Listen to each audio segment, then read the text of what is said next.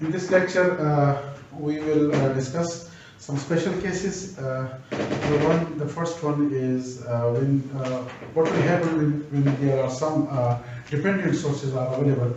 So what we'll do with the node voltage method. So let's consider an example. We have a circuit where 20 volt is connected, and there is resistance of 2 ohm, another resistance of 20 ohm, okay, and we have another resistance of 5 ohm. Similarly, 10 ohm is connected like this, 2 ohm, and we have a dependent source, and this dependent source is voltage source. Okay, so the question is we have to use node voltage method. Using node voltage method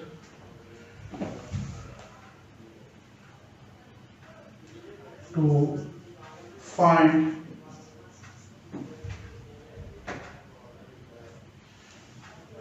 the power dissipated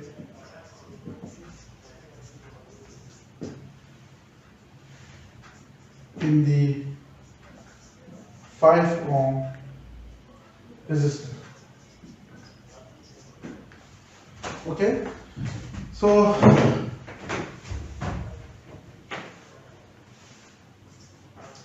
use node voltage method to find the power dissipated in 5 ohm resistance. So this is one special case. So we can give the title of this special case is node voltage method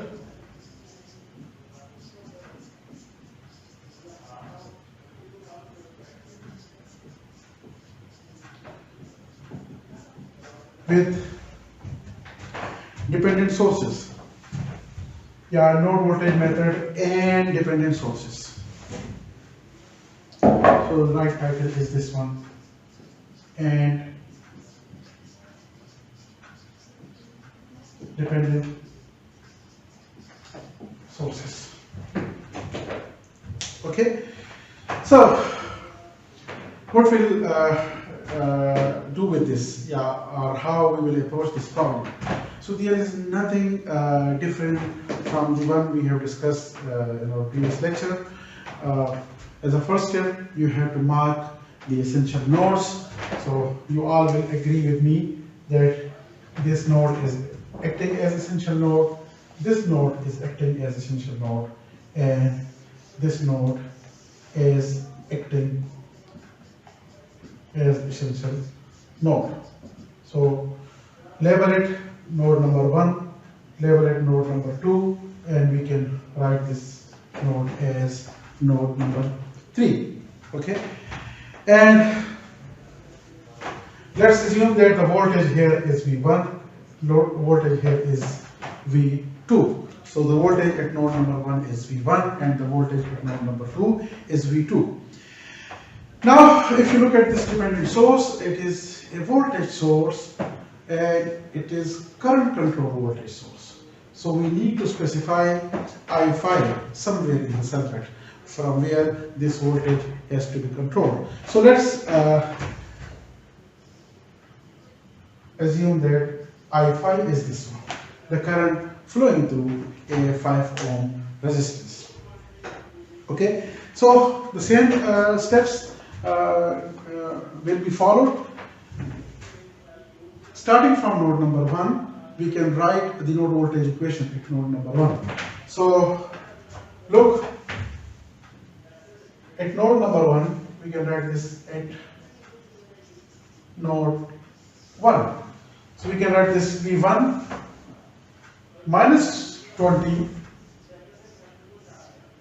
divided by 2 plus V1 divided by 20, this one, plus V1 minus V2 divided by 5 equal to 0. So this is the first equation at node number 1. Now another equation at node number 2. So we can write here V2 minus V1 divided by 5, V2 minus V1 divided by 5 plus V2 divided by 10 plus V2 minus this one, V2 minus 8 I5 and divided by 2 equal to 0. So this is equation number 2. Now if you look, we have 2 equations and 3 unknowns.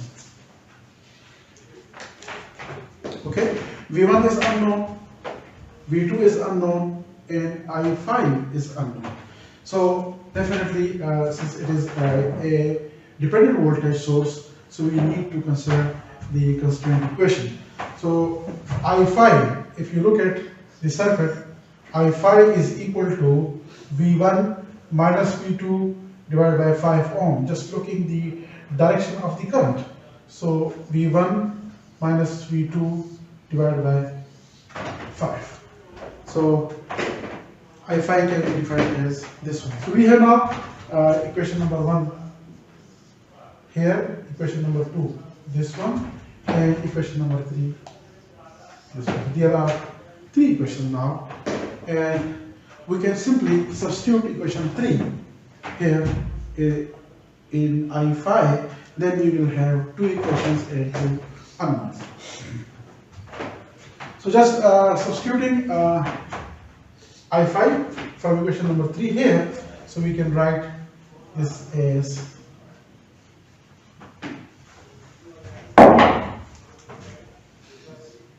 V1 minus V2 divided by 5. Okay, so this is just substitution of equation 3 in equation number 2. So we have now 2 equations and 2 unknown, V1 and V2, and we can easily solve these 2 equations to find out V1 and V2. So summarizing these equations, you can just practice on it. Finally, we have this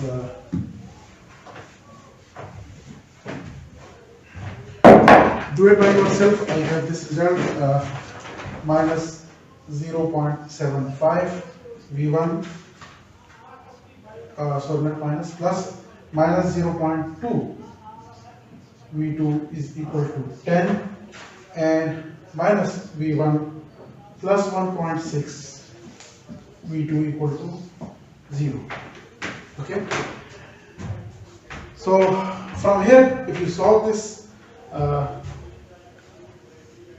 transforming this into matrix form, so 0.75 minus 0.2 minus 1, 1.6